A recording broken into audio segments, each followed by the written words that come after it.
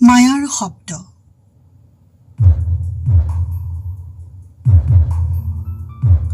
আধা মৰা আধা জীয়া ভাষাৰে কবিতাৰে টেষ্টামেণ্ট মন্ত্ৰৰ দৰে গুণগুণাওঁ। ধ্বনিময় ব্যঞ্জনা একুৰা শীতৰ জুই কবিতাৰ কিংকৰ হৈ ফুৱাওঁ।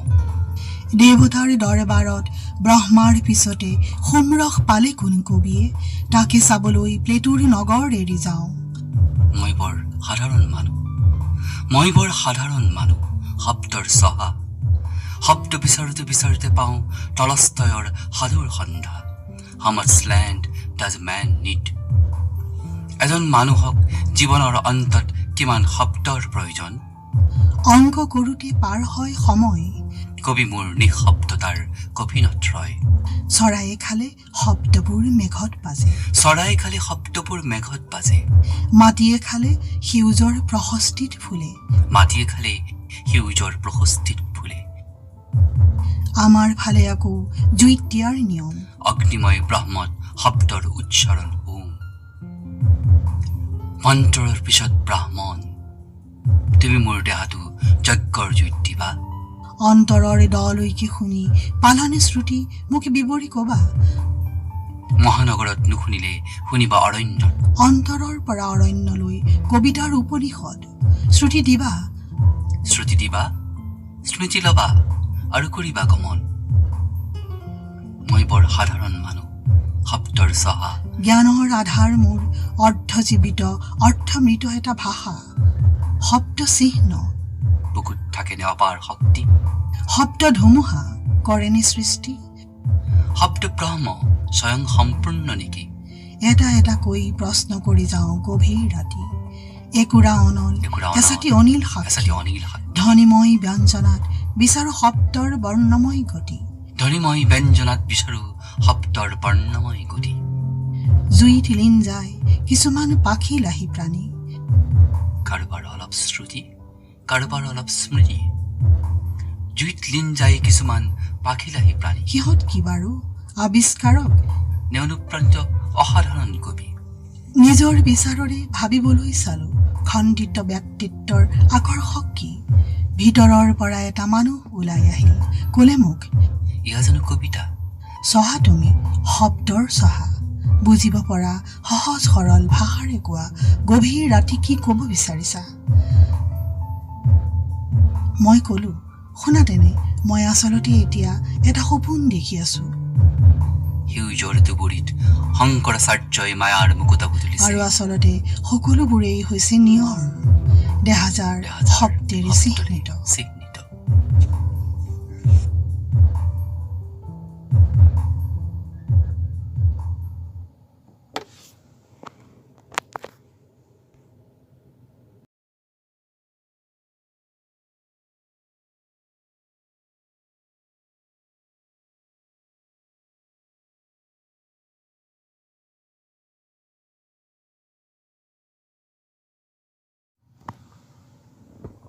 মায়াৰ শব্দ।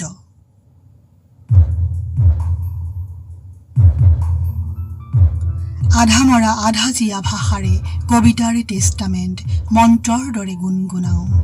ধ্বনিময় ব্যঞ্জনা একুৰা শীতৰ জুই কবিতাৰ কিংকৰ হৈ ফুৱাওঁ। দেৱতাৰ দৰবাৰত ব্ৰহ্মাৰ পিছতে সোমৰস পালে কোন কবিয়ে, তাকে চাবলৈ প্লেটুৰ নগৰ এৰি যাওঁ। মই বৰ সাধাৰণ মানুহ শব্দৰ চহা। শব্দ বিচাৰোঁতে বিচাৰোঁতে পাওঁ টলষ্টয়ৰ সাধুৰ সন্ধ্যা। হাউ মাচ লেণ্ড ডাজ মেন নিড। এজন মানুহক জীৱনৰ অন্তত কিমান শব্দৰ প্ৰয়োজন। অংক কৰোঁতে পাৰ হয় সময়। কবি মোৰ নিঃশব্দতাৰ কফিনত ৰয়। চৰায়ে খালে শব্দবোৰ মেঘত বাজে। মাটিয়ে খালে সেউজৰ প্ৰশস্তিত ফুলে। আমাৰ ফালে আকৌ জুইত দিয়াৰ নিয়ম। অগ্নিময় ব্ৰহ্মত শব্দৰ উচ্চাৰণ হোম। মন্ত্ৰৰ পিছত ব্ৰাহ্মণ, তুমি মোৰ দেহাটো যজ্ঞৰ জুইত দিবা। অন্তৰৰ দলৈকে শুনি পালানে শ্ৰুতি মোক বিৱৰি কবা। মহানগৰত নুশুনিলে শুনিবা অৰণ্যত।